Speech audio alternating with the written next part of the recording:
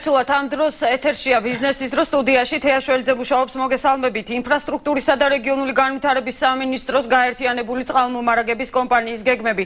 რა უნდა გაკეთდეს რეგიონებში წყლის მიწოდების გაუმჯობესების მიზნით? რა თანხები დაიხარჯება ამ მიმართულებით და როგორია ახალი მენეჯმენტის ხედვა? დღეს გადაცემა ბიზნესის დროში გაერთიანებული წყალმომარაგების კომპანიის დირექტორი გიორგი კობერიძე. ბატონო გიორგი, მოგესალმებით. პირველ რიგში ძალიან დიდი მადლობა გადაცემაში მონაწილეობისთვის. თქვენს მოგესალმებით, მივესალმები მაყურებელს და ყველა ჩვენს მომხმარებელს. გასაგებია და პირველი კითხვა მექნება, პირველ რიგში მადლობა რომ მობრძანდით და მონაწილეობთ გადაცემაში დაძაბული რეჟიმის მიუხედავად, დითობლობის გამო, რადგანაც ამინდი გაუარეს და ეს არის ერთ-ერთი აქტუალური კითხვა, რა ვითარება ამ მიმართულებით რეგიონებში, ხომ არ შეუწყდა რომელიმე რეგიონს წყლის მომარაგება? ამ კუთხით დღეს მდგომარეობით პრობლემა არის მხოლოდ კახეთის რეგიონში, კერძოდ სიღნაღში. დაზიანდა ნასომხარის ტუმბო დანადგარი, დითოლობის გამო გამოვიდა იგი მწყობრიდან. მიუხედავად ამისა, მოსახლეობის 80% წყალი მიეწოდება შეუფერხებლად, ხოლო უახლოეს 2-3 დღეში აღნიშნულ დანარჩენ 20%-საც აღუდგება შეუფერხებელი წყალმომარაგება. გასაგებია და ეს რაც შეეხება დღეს არსებულ ვითარებას, მაგრამ დღეს ჩვენი გადაცემის ერთ-ერთი მთავარი თემა არის ის, თუ როგორია ახალი მმართველი გუნდის ხედვა, როგორც ცნობილია, მე ტელემაყურებლებს მივაწოდებ ინფორმაციას იმის შესახებ, რომ ერთი კვირა იქნება დაახლოებით არ მეშლება, ხო ბატონო გიორგი, რაც წყალმომარაგების გაერთიანებულ კომპანიაში შეიცვალა მმართველი გუნდი და საკმაოდ საინტერესოა, როგორია მათი ხედვა, თუ როგორ ესახებათ მათ რეგიონებში წყალმომარაგების გაუმჯობესება და სხვადასხვა პროექტების განვითარება, განხორციელება. სხვათა შორის ეს არის ერთ-ერთი რთული თემა, ანუ რთული სფერო იმ კუთხით, რომ წლების განმავლობაში აქ იყო ყოველთვის პრობლემები, რადგან სისტემა არის ძალიან ამორტიზირებული, ბოლო 3 წლის განმავლობაში სხვადასხვა ღონისძიებები გატარდა, მაგრამ როგორც ამბობენ, პრობლემები კვლავაც რჩება. როგორია თქვენი ხედვა ამ მიმართულებით, რა მიგაჩნიათ მთავარ საკითხებად და პრიორიტეტებად ამ შემთხვევაში? მოგახსენებთ, ნამდვილად რამოდენიმე დღე არის, რაც კომპანიას ყავს ახალი ხელმძღვანელი ბატონი არჩილ საბუტაშვილი. შესაბამისად მოვიდა ახალი მმართველი გუნდი. კომპანიის პრიორიტეტი იქნება პირველ რიგში წყალმომარაგება, ასევე იქნება მომსახურეობის და სერვისების გაუმჯობესება, რეგიონალური სერვის ცენტრების გახსნა. ასევე გამრიცხველიანება ძალიან მნიშვნელოვანი არის, ვინაიდან ძალიან დიდ შედეგს და ეფექტს ღებულობს ამითი თვითონ ის მოსახლეობა, სადაც მოხდა და მოხდება გამრიცხველიანება და ასევე ის მოსახლეობის ნაწილი, სადაც პრობლემურია დღემდე წყალმომარაგება. ანუ შეიძლება ითქვას, რომ მომავალი წელი 2013-2015 წელი, როგორც თქვენს ასე ვთქვათ, მიერ გავრცელებულ ინფორმაციაშია ნათქვამი, იქნება ერთ-ერთი გარდამტეხი წელიწადი ამ მიმართულებით. აუცილებლად მოგეხსენებათ ახალი გუნდი, ახალი ხელმძღვანელობა, ახალი შემართება და ჩვენ ვართ აბსოლუტურად მოტივირებულები და მობილიზებულები იმისკენ, რომ კომპანია ამ მიმართულებით განვავითაროთ და უახლოეს მომავალში გავხადოთ იგი მონგებიანი. მოგეხსენებათ, რომ სუბსიდიაზე არის გარკვეულწილად ჩვენი კომპანია. ძირითადად ალბათ დონორი ორგანიზაციების მიერ რა თქმა უნდა, ძირითადად არიან ეს დონორი ორგანიზაციები და ამ მიმართულებით ვართ უკვე აქტიურად ჩართულები. სულ რამოდენიმე დღეა როგორც აღნიშნე, რაც ახალი ხელმძღვანელი და ახალი გუნდი მოვიდა კომპანიაში და მიმდინარეობს ჯერ კიდევ გადაბარების პროცესი, ესე ვთქვათ, კი აუცილებლად, ჩვენ აუცილებლად ჩავალთ ყველა ქალაქში, ყველა რეგიონში, გავეცნობით არსებულ პრობლემებს და შესაბამისად შემდგომ იქნება უკვე თავად მოსახლეობასთან შეხვედრა. აუცილებლად ეს გარდაუვალია, გვექნება მოსახლეობასთან შეხება. მოვისმენთ უშუალოდ მათ პრობლემებს და შემდგომ იქნება უკვე გარკვეული უახლოესი სამომავლო გეგმები დასახული. რახან პრობლემები ვახსენეთ, ძალიან მნიშვნელოვანია, თქვენ ალბათ მეტნაკლებად იმის მე დეტალებს არ ჩაგეკითხებით, იმიტომ რომ ახალი ბუნებრივია. რამდენიმე დღის მოსულები ბრძადებით პრაქტიკულად, მაგრამ მაინც თუ გაქვთ უკვე ზოგადი სურათი იმის შესახებ, აი ყველაზე რთულად რომელ რეგიონებში, რომელ რაიონებში არის საქმე? მიუხედავად იმისა, რომ ჯერ ჩვენ ადგილზე, ესე ვთქვათ, არ გავსულვართ, რამოდენიმე დღის წინ ვიყავით გორში, ასევე ვიყავით ხაშურში, კარალეთის სათავე ნაგებობაზე. ძირითადად პრობლემები მეტნაკლებად უფრო არის პრობლემები ძალიან ბევრი არის ზოგადად კომპანიაში შედარებით რთული სიტუაცია არის ჭიათურაში, ბაღდადში, ტყიბულში, ონში ამ მიმართულებით კომპანია 2013 წელს გეგმავს 120 მილიონ ლარზე მეტის დახარჯვას და შესაბამისად ჯერ აღნიშნული პრობლემების შესწავლით ვარ დაკავებული ესე ვთქვათ და შემდგომ უკვე იქნება კონკრეტული ამოცანები კომპანიის წინაშე, რომლის განხორციელებასაც ამის შემდეგ ალბათ კონკრეტული გეგმა დაიდება აუცილებლად ჯერ კიდევ ერთხელ მოგახსენებთ რომ მიმდინარეობს გადაბარების პროცესი გარკვევა სიტუაციაში მოგეხსენებათ რომ ეს კომპანია 2010 წლის იანვარში შეიქმნა მანამდე ესეც თქვენთვის ცნობილი იქნება იყო აღმოსავლეთის და დასავლეთის წყალი შესაბამისად აქ არის უამრავი საკითხი უამრავი პრობლემა რომელშიც გვინდა აუცილებლად გარკვევა და შემდგომ უკვე ძალიან კონკრეტული და ძალიან ესე ვთქვათ, აი ამ მნიშვნელოვანი პროექტების და მიმართულებების განხორციელება. ანუ გეგმა ალბათ კონკრეტული რაიონების და რეგიონების მიხედვით გაიწერა. რა თქმა უნდა, ჩვენ კიდევ ერთხელ ვიმეორებ და ეს არის ჩვენი ხელმძღვანელის ბატონი არჩილის ძალიან დიდი სურვილით, რომ ჩავიდეთ ყველა სოფელში, ჩავიდეთ ყველა ქალაქში, ყველა რეგიონში და შესაბამისად გავეცნოთ მათ პრობლემებს და შემდგომ გადავდგათ კონკრეტული ნაბიჯები. ამ ეტაპზე გაცნობითი ხასიათის შეხვედრები მიმდინარეობს. აუცილებლად ვერკვევით, ვაფასებთ აი ამ არსებულ სიტუაციას და ჯერ კიდევ აი გადაბარების პროცესში ვართ. გასაგებია, ჩვენ აუცილებლად ვისაუბრებთ იმ ღონისძიებებზე, თქვენ შეეხეთ სერვის ცენტრები ახსენეთ, საინფორმაციო centrები ახსენეთ, ასევე გამრიცხველიანების პროცესი, კადრების გადამზადების პროცესიც მე როგორც მახსოვს ერთ-ერთი მთავარი პრობლემა იყო. ამ თემებზე ჩვენ აუცილებლად ვისაუბრებთ ცოტა მოგვიანებით, მანამდე ერთ პრობლემურ რაიონზე მინდა გკითხოთ, წლების განმავლობაში საუბარი მიმდინარეობს ქუთაისის წყალმომარაგებაზე, რაც შეიძლება ითქვას აქილევსის ქუსლათაც იქცა. თუმცა ამ მიმართულებით ნაწილი საუბრობს რომ რაღაც ნაწილობრივ მოგვარებულია პრობლემა, მაგრამ როგორც ამბობენ, კვლავაც რჩება გარკვეული პრობლემები. აი, აქ თუ გაქვთ ინფორმაცია, რა ვითარება? ზოგადად ინფორმაცია, რა თქმა უნდა, არის მოგეხსენებათ ქუთაისი და მინდა კიდევ ერთხელ აი ხაზგასმით აღვნიშნო, რომ ჩვენი კომპანია მოიცავს აჭარის გარდა კონკრეტულად ქობულეთი, ბათუმი და მიმდებარე ეს რეგიონები, ასევე თბილისისა და რუსთავის გარდა, მარნეული შედის ამაში გარკვეულწილად სოფლები და კონკრეტულად გარდაბანი თავისი სოფლებით, მოიცავს დანარჩენ ყველა სხვა ქალაქსა და რეგიონს. შესაბამისად, ჩვენი კომპანიის ყველაზე დიდი ქალაქი გახლავთ ქუთაისი, აქედან გამომდინარე ქუთაისი ჩვენთვის პრიორიტეტული არის და აუცილებლად ვაპირებთ ჩვენ უახლოეს მომავალში მიმდინარე კვირაში ჩასვლას ქუთაისში, გაცნობას ადგილზე, სიტუაციაში, ვითარებაში და მომავალ წელს 2013 წლის განმავლობაში ჩვენ ვფიქრობთ 20 მილიონ ლარზე მეტის დახარჯვას ამ მიმართულებით, კონკრეტულად ქუთაისის მიმართულებით. ეს იქნება წყალმომარაგების გაუმჯობესება, წყლის ხარისხის გაუმჯობესება, რა თქმა უნდა, აქ შევა გამრიცხველიანებაც და ყველა ის მიმდინარე პრობლემები და საკითხები, რაც ქუთაისლებს აწუხებთ, რაც ჩვენს გვაწუხებს ასევე და რაც ძალიან მნიშვნელოვანი არის. დიდი მადლობა, ჩვენ გავაგრძელებთ ამ თემაზე საუბარს, თუმცა სარეკლამო პაუზის შემდეგ.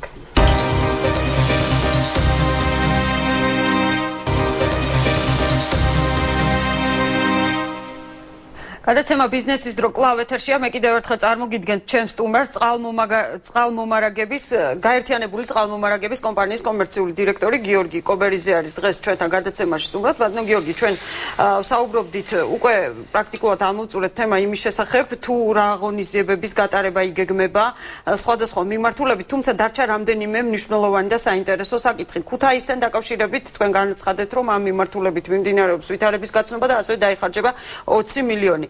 ზოგადად თუ შეიძლება ითქვას, რომ აი ძირითადი ეს პრობლემა, რომელიც ქუთაისს უკავშირდება მომავალი წლის ბოლომდე, თუ არის დასახული, ანუ რომ აღარ იქნება ესეთი გამომდინარე გასაგებია შეკითხვა, გამომდინარე იქიდან, რომ პრობლემა ჩვენთვის ესე ვთქვათ დეტალურად ცნობილი არ არის.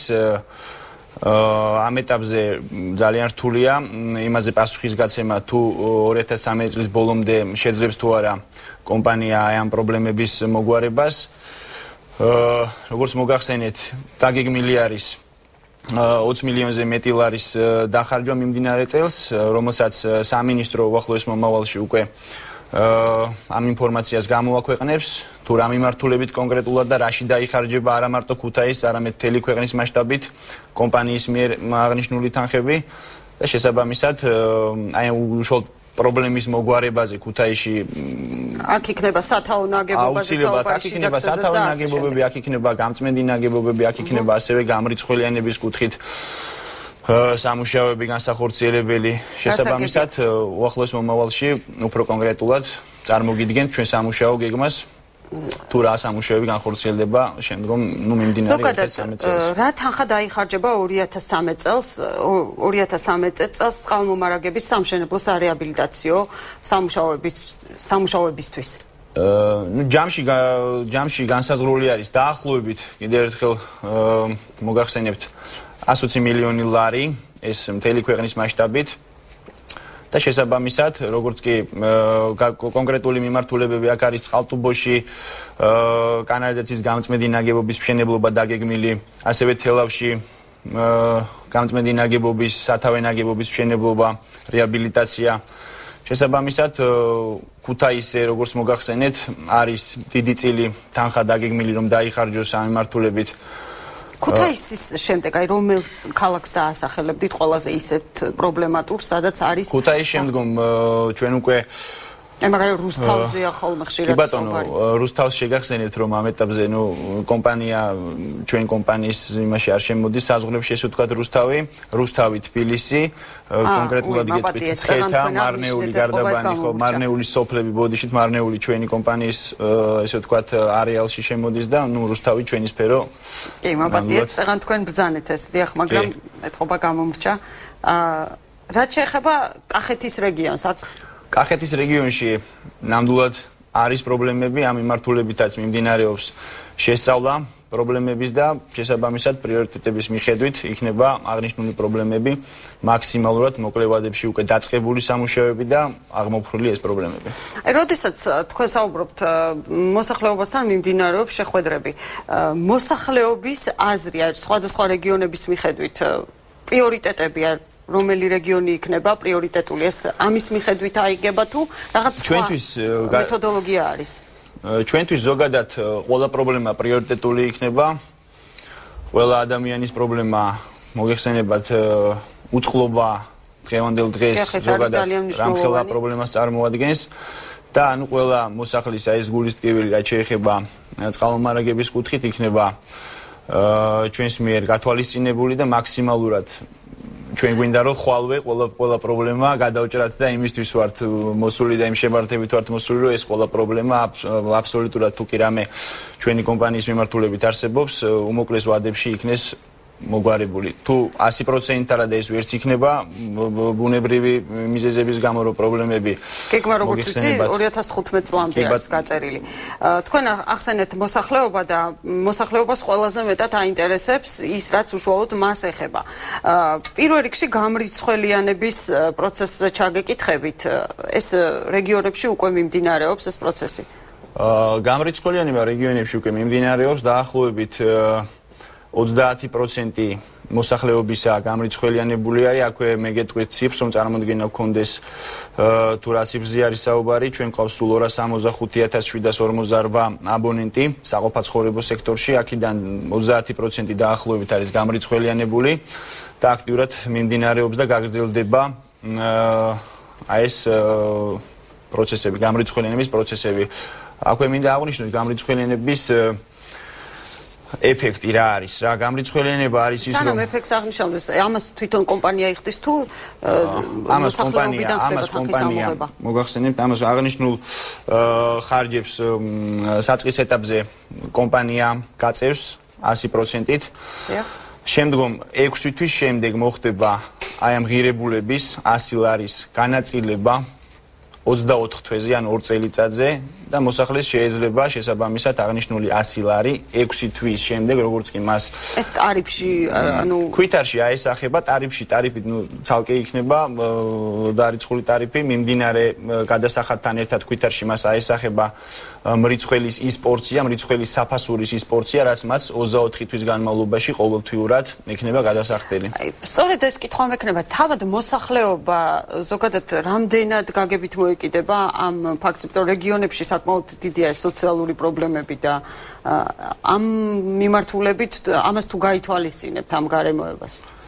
გათვალისწინებით ჩვენ აბსოლუტურად მოსახლეობის და ჩვენი მომხმარებლის ყველა პრობლემას გავითვალისწინებთ და მნიშვნელოვანია, მაგრამ აქვე მინდა აღვნიშნო ისიც და ჩვენი კომპანიის თხოვნა იქნება და შეხვედრების დროს აუცილებლად მოსახლეობას ჩვენ განუმარტავთ, თუ რამდენად მნიშვნელოვანი არის გამრიცხველიანება და მათ ამაში ძალიან დიდი წვლილი უნდა შეიტანონ, უნდა შეგვიწყონ ხელი გამრიცხველიანების განხორციელებაში და დასრულებაში რა. პირველი, იმიტომ არის მნიშვნელოვანი, რომ მრიცხველი გვაძლევს საშუალებას რეალურად გადაიხადო იმდენი ზუსტად, რამდენსაც მოიხმარ. იმ შემთხვევაშიც კი, როდესაც დაუშვათ გადიხარ ქალაქიდან, სახლიდან რამოდენიმე დღით ეს იქნება ზაფხულში სეზონურად, კვირით, თვით თუ ასე შემდეგ.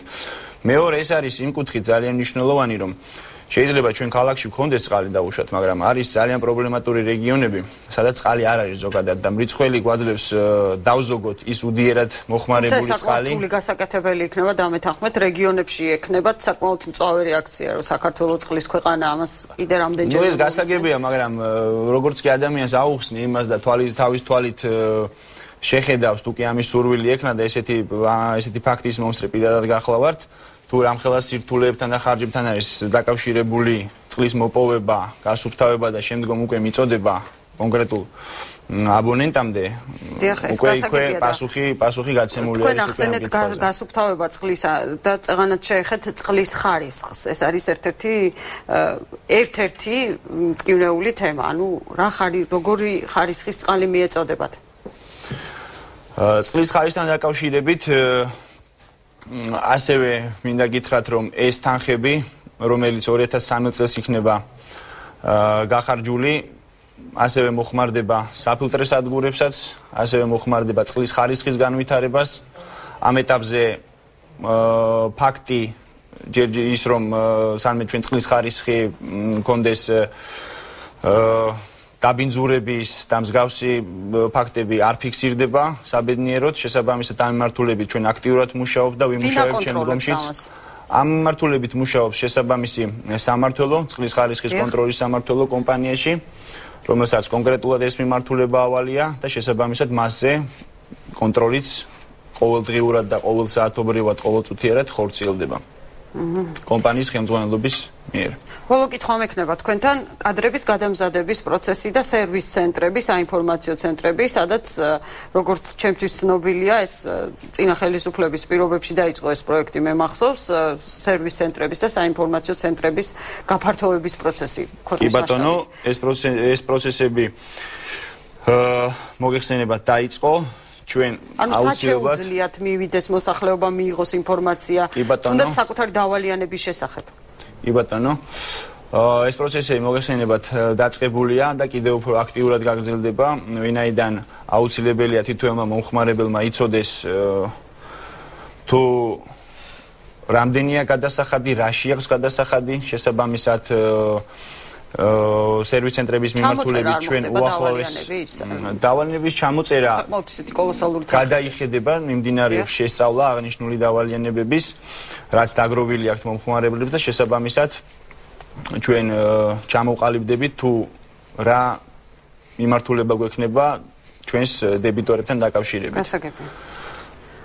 სერვის ცენტრებს რაც შეეხება უახლოეს მომავალში აუცილებლად ქალაქებში, რეგიონებში აშენდება მინი სერვის ცენტრები, თანამედროვე ტიპის მინი სერვის ცენტრები, სწრაფი გადახდის პუნქტები, სადაც ნებისმიერ მომხმარებელს საყოფაცხოვრებო იქნება ეს თუ არასაყოფაცხოვრებო შეიძლება მივიდეს და ნებისმიერი ინფორმაცია და კომპეტენტური პასუხი მიიღოს კომპანიის წარმომადგენლებისგან.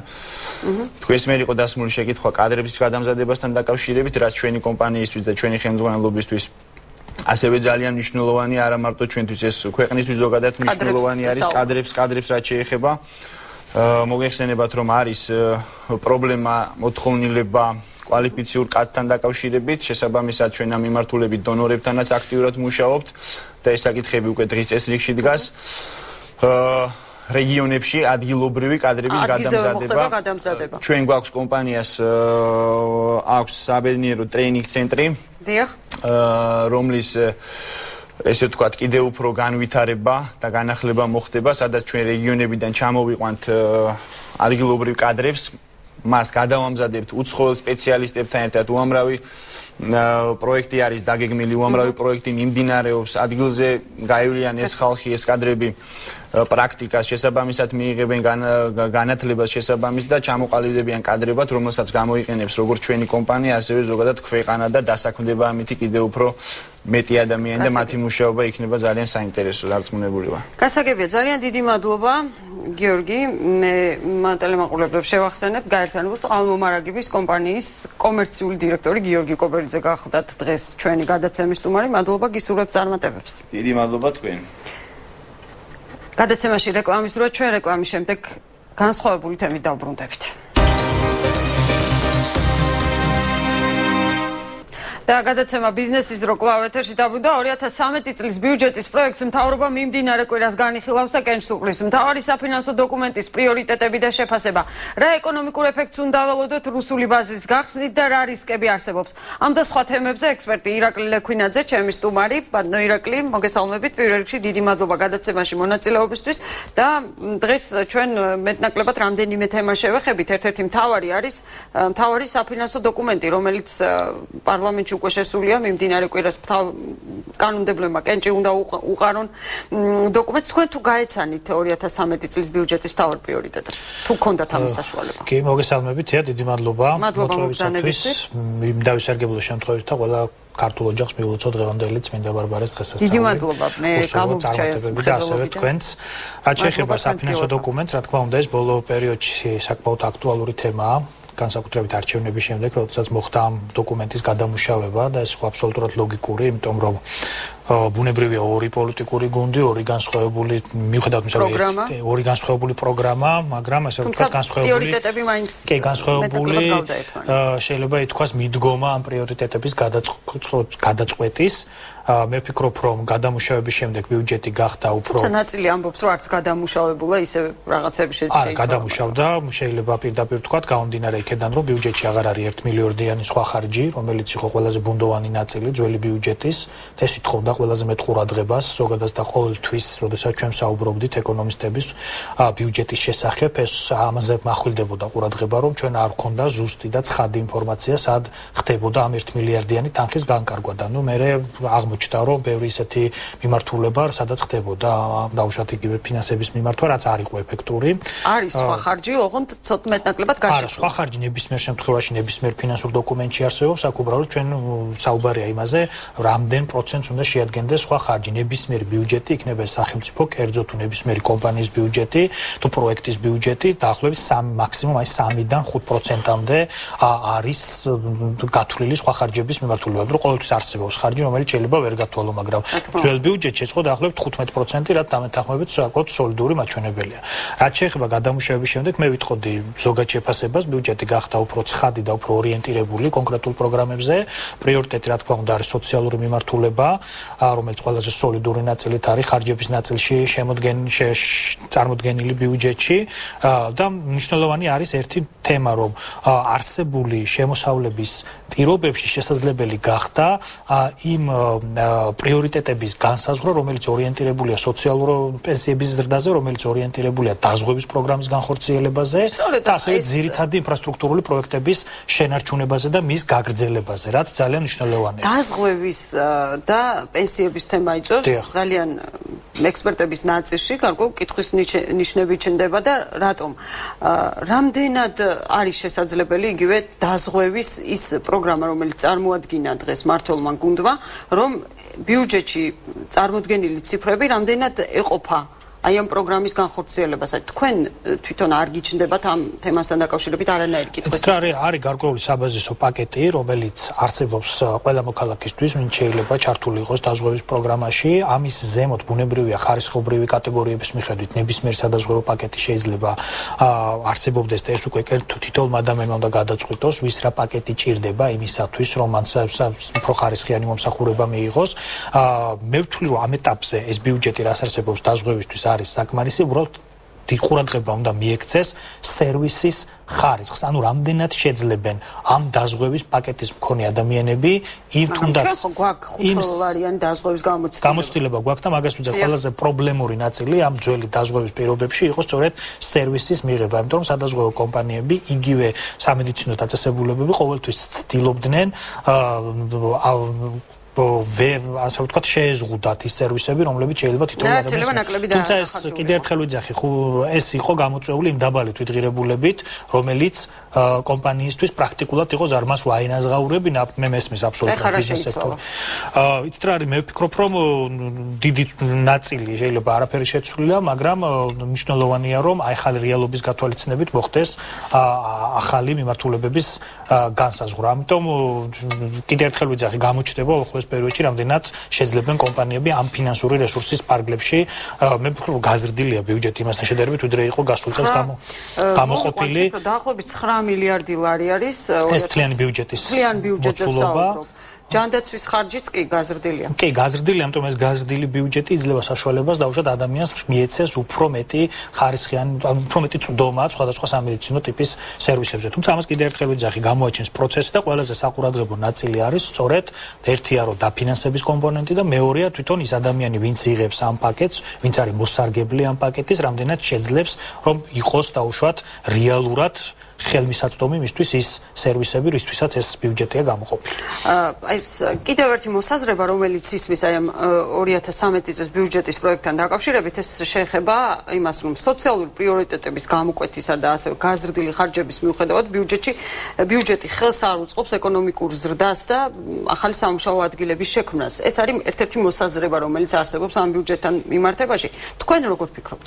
მოდით ვთქვათ, რომ დღევანდელი სახელმწიფო ბიუჯეტი არის დაახლოებით 30% მთელი საქართველოს ეკონომიკის, ზოგადად ეკონომიკაში არსებობს ოპტიმალური ზღვარი, ზედმეტი, ანუ რა ვთქვათ, ეკონომიკის მოცულობასთან მიმართებაში მაღალი პროცენტი ბიუჯეტის, ანუ თუ ბიუჯეტი წამოიღებს ბევრ ფულს ეკონომიკისთან, ეს ხდება უკვე ხელი შემშლელი ეკონომიკური განვითარებისთვის. ამიტომ მე პირადად მაგალითად ვისურვებდი, რომ უფრო დაბალპროცენტული მაჩვენებელზე იყოს ბიუჯეტი, ანუ სახელმწიფო უფრო ნაკლებ ფულს იღებდეს ეკონომიკიდან და უფრო მეტი კერძო ინიციატივებზე მოდიოდეს, მაგალითად არის ქვეყნები, სადაც შეიძლება ბიუჯეტის იყოს მთლიანი შიდა პროდუქტის 15-დან 25%-მდე ესეთ ქვეყნებში მაგალითად კერძო ბიზნესი, კერძო ინიციატივები უფრო წინა პლანზე დგას და ასეთ შემთხვევაში ეკონომიკას, ასე ვთქვათ, პირთად არ აწვება ბიუჯეტი. სხვათა შორის, როდესაც დღევანდელმა მმართველმა გუნდმა თავის დროზე წარმოადგინა საკმაოდ მოცულობითი ანუ ზვირადღირებული წინასაარჩევნო პროგრამა, პირველი კითხვა რაც გაჩნდა, იყო სწორედ ის, რომ ხო არ გამოიწვევდა ეს გაზრდილი ვალდებულებები იგივე უფრო მეტ ზეწოლას ეკონომიკაზე. თუმცა მერე გაცხადდა და ჩვენ ვიცით, რომ გადასახადების ზრდა არ მოხდება, დამატებითი ფინანსური რესურსის ზრდა საგარეო ვალის სახით არ მოხდება, ბიუჯეტის დეფიციტი რჩება მინიმალურ დონეზე. პრესი ნიშნავს რას? პრესი ნიშნავს დაუშვათ დამატებით გაზრდას გადასახადების ბიზნესისთვის. თუმცა ეს არ ხდება. ბიზნესთან მიმართებაში უფრო მკაცრი ადმინისტრირების კომპონენტი აქვს სხვა თემაა, კიდევ მაგას არ გულისხმობ. თავარია ის, რომ არსებული საგადასახადო შემოსავლების პირობებში მოხდა გადანაწილება სხვადასხვა პროგრამებზე. იგივე ადმინისტრაციული ხარჯების შემცირებიდან გამოთავისუფლებული ხარჯების ნაწილი მოხდა, გადამისამართება მოხდა სხვადასხვა პროგრამებზე, იგივე 1 მილიარდიანი სხვა ხარჯების გადამისამართება მოხდა სხვა ხარჯებზე, ასევე ინფრასტრუქტურულ პროექტებში შეიკვეცა ისეთი ტიპის პროექტები, რომელიც ამ ეტაპზე შეიძლება ჩავთვალოთ, რომ პრიორიტეტული არ არის. არა ვსაუბრობთ იმაზე, რომ წყალმომარაგება, იგივე გაზმომარაგების პროექტები, იგივე გზების პროექტები, რა თქმა უნდა, რჩება ძირითად მიმართულებებად, იგივე სხვადასხვა ტიპის ინფრასტრუქტურების მოწყობა, მაგრამ ისეთი ტიპის გასართობი ტიპის ობიექტები თუ ასე შემდეგ, ეს არის უკვე მეორე ხარისხის ღონისძიებები, ან თუნდაც ახალი ქალაქების მშენებლობა, რომელსაც საკუთარ თავზე იღებდა დაუშვათ ხშირ შემთხვევაში კერძო ბიუჯეტი და თითოეულ ჩვენთაგანი, ხო? ეს თუ მოთხოვნა არის ახალი ქალაქის მშენებლობაზე, შეუძლია თავისთავად კერძო ბიზნესმა თავისთავად დააფინანსოს. გასაგებია. ინვესტიციების შემცირება და მაკროეკონომიკური შედეგები. ამ თემაზე ჩვენ საუბარს გავაგრძელებთ გადაცემაში სარეკლამო პაუზის თუ ბიზნესის რო კლავ ეთერშია, ჩემს სტუმარს წარმოგიდგენთ კიდევ ერთხელ ირაკლი ლექვინაძე, ექსპერტი ეკონომიკურ საკითხებში. ბატონო ირაკლი, ჩვენ ვსაუბრობდით 2013 წლის ბიუჯეტის პროექტზე და შევჩერდით საკმაოდ საინტერესო თემას, სამუშაო ადგილების და დასაქმების თემა. ანუ ძალიან ხშირად საუბრობენ, რომ ამ ინფრასტრუქტურული პროექტების რაღაცა შემცირებით, თქვენ ახსენეთ ახალი ქალაქების მშენებლობა აღარ იქნება, რა თქმა უნდა, ახალი ქალაქი აღარ აშენდება ლაზიკა, მაგრამ რაღაც სამუშაოები ამ მიმართულებით, როგორც ამბობენ, გაგრძელდება, რაღაც სპორტის მაგვარი იქნება. ეს როგორ ფიქრობთ, დასაქმებაზე აისახება უარყოფითად? არა, მე ვერ ვიტყვი ესე რომ ვთქვათ, რომ მუშავრობის რეალური მიზეზები საქართველოში არ არის ის, რომ დაუშვათ სახელმწიფო ესეთ პროექტებს არ გააკეთებს. მუშავრობას თავის მიზეზები აქვს საქართველოში, პირველ რიგში ის, რომ სამუშაო ადგილები არ არის საკმარისი, ანუ ჩვენ არ აგვაქვს სათანადო მოცულობის ინვესტიცია, რომელიც ჩაიდებოდა გადამამუშავებელ მრეწველობაში ან ისეთი ბიზნესის ისეთ სექტორებში, რომლებიც შექმნიდნენ დამატებით სამუშაო ადგილებს და ასევე უნდა ვთქვათ, რომ სამუშაო ძალის კვალიფიკაციაც არის პრობლემა. ერთგვარი პარადოქსული სიტუაცია ქართული შრომის ბაზარზე, ჩვენ ამაზე ილიას უნივერსიტეტში ჰქონდა გარკვეული კვლევა, ბიზნესიდან არსებობს მოთხოვნა. რა შედეგი დაიდო? გეტყვით, არსებობს მოთხოვნა კვალიფიციურ კადრებზე, თუმცა მიწოდება შესაბამისი კვალიფიკაციით ვერ უზრუნველყოფს ამ მოთხოვნის დაკმაყოფილებას. ამიტომ ეს წვეტაა გარკვეულწილად ამ მოთხოვნა მიწოდების კომპონენტში. კი, საჭიროა ერთგვარი გადამზადება და პროფესიული გადამზადების ცენტრები, რომელიც ბოლო პერიოდში იგივე განათლების სამინისტროს მიერ იყო ინიცირებული მისი შექმნა, ძალიან მნიშვნელოვანია ამ კომპონენტში, იმიტომ რომ სახელმწიფო ვიცის, რომელი სფეროები მიდის წინ ერთგვარი მონიტორინგის ჩატარება შეუძლია, იგივე ტურიზმი, იგივე დაუშვათ ტრანსპორტი და ლოჯისტიკა, რომელიც საკუთარ რთული სფეროა, იგივე სერვისები, კომუნალური თუნდაც, ამიტომ ამ სფეროში კადრების გადამზადება, ამ სფეროში კადრების გადამზადება, რომლებიც დაუახლოვდებიან იმ მოთხოვნებს, რომლებიც გააჩნია ბიზნესს, არის ძალიან მნიშვნელოვანი. თუნდაც იგივე დაკვეთები უნივერსიტეტებში, რომლებმაც შეიძლება მოამზადონ ის კადრები, რომლებიც შემდეგ გახდება ერთგვარი ბაზა აი ესეთი ტიპის ბიზნესებში დასაქმებისთვის. თქვენ ახსენებთ, რომ უმუშევრობის და უმუშევრობის ერთ-ერთი გამომწვევი მიზეზი არის ინვესტიციების ნაკლებობაც. სწორედ ამაზე მინდოდა მეკითხა თქვენთვის, ბოლო პერიოდში გამოქვეყნდა მონაცემები, ბოლო კვარტლის მონაცემები, რომლის მიხედვითაც ინვესტიციების მოცულობა არის მკვეთრად შემცირებული. ანუ 198 მილიონია, სულ თუ არ ვწდები, რაც ძალიან ცოტაა წინა წლის ანალოგიურ პერიოდთან შედარებით.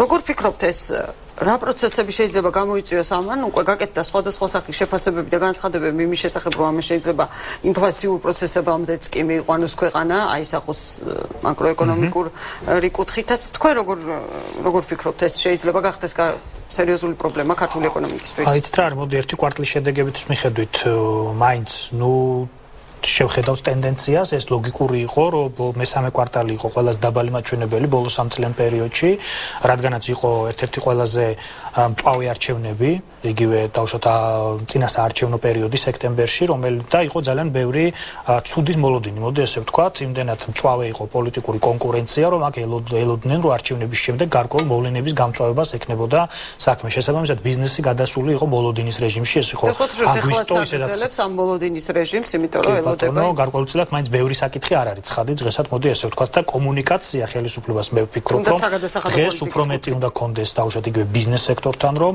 ეს ბევრი საკითხი, რომლის ჯერჯერობით ინიციატივის დონეზე და დამუშავების პროცესია, ბიზნესს კონდეს უფრო ზუსტი პასუხები. ხო, შიდა პოლიტიკური პრობლემა იყო ეს პროცესებიდან გამომდინარეობს ეს ყველაფერი, თუ ეს ასევე აისახა საერთაშორისო, ანუ მსოფლიო ბაზრებზე არსებული მდგომარეობა? მოდი ვთქვათ, რომ გარე პირობები მანამდეც იყო ისეთი, როგორიც იყო არჩევნებამდე პერიოდში, ეს შემცირება გარკვეული მესამე კვარტლის მაჩვენებლების მთლიანად შიდა ფაქტორებით შეიძლება ახსნათ, იმიტომ რომ კიდევ ერთხელ ვიძახი, ბიზნესი იყო მოლოდინის რეჟიმში და ეს მოლოდინის რეჟიმი გარკვეულწილად არჩევნების შემდეგაც გრძელდება, სანამ ეს გარდამავალი პერიოდი მეტნაკლებად მაინც არსებობს. კიდევ ერთხელ ვიძახი, ვიტყვი, რომ თუნდაც ის, რომ გარკვეული ორხელისუფლებიანობის განცდა მაინც არსებობს, ხო არის რეგიონები, სადაც არის ძველი ხელისუფლების თვითმმართველობის წარმომადგენლები, აი ეს გარკვეულწილად ესეც ერთგვარი შეიძლება პრობლემური იყოს. დიდი ხანი, იმიტომ რომ ეს თვითმმართველობა. კი, ამიტომ ამას სჭირდება გარკვეულწილად მაინც გარემო, რომელიც სადაც ბიზნესი მიეჩვევა ამ გარემოში მუშაობას და თუნდაც ის არჩევნები ჩვენ როდის გვაქვს, თუ არ ვწდები, მომავალ წელს სავარაუდოდ. შესაბამისად ეს ხო, ამიტომ ძალიან მნიშვნელოვანია კიდე დავასრულებ, რომ ეს ბევრ საკითხში შევიდეს სიცხადე და ხელისუფლებამ უფრო მეტი კომუნიკაცია განახორციელოს ბიზნესმა, იგივე ეკონომიკის სამინისტრომ, იგივე დაუშვათ ფინანსთა სამინისტრომ და იგივე სხვა უწყებებმა, რომლებსაც სხვადასხვა ინიციატივები ჯერჯერობით აქვს დამუშავების პროცესში. ბაზარში რაღაც საკითხები ვიცით რომ იქნება და თავშოთ აი ესე იქნება ვიცით რომ გადასახადები არ გაიზრდება მიუხედავად და არც შემცირდება ამიტომ ეს ცხადია ჩვენთვის მაგრამ არის იგივე ანტიმონოპოლიური შექმნის საკითხი არის იგივე სხვადასხვა ინიციატივები კი არსებობს პროექტები თუმცა კონსულტაციები ბიზნესთან მიმართულებით ძალიან მნიშვნელოვანია რომ ბიზნესს კონდეთ პასუხები გარკვეულ საკითხებზე რაც მათ დაუშვათ უკეთესი მომავლის თუ მოლოდინის იმედს შეუქმნის რაც ინვესტიციების საკითხში ძალიან მნიშვნელოვანია. მოდით განვარტოთ მოსახლეობისთვის ყველაზე მეტად რაც აინტერესებს მოსახლეობას ახლა წინა საახალწლო პერიოდი არის წინ გველოდება ახალი წლები დღესასწაულები და ასე შემდეგ ამ დროს ყოველთვის გარკვეული რყევები არის ხოლმე სავალუტო ბაზარზე. ამას ემატება კიდე ეს პროგნოზი იმის შესახებ რომ ინვესტიციები შემცირდა ამას შეიძლება დოლარზე მოთხოვნა გაზარდოს რაც აისახება ხომ არ როგორ ფიქრობთ არის მოსალოდნელი რაღაც რყევები სავალუტო ბაზარზე?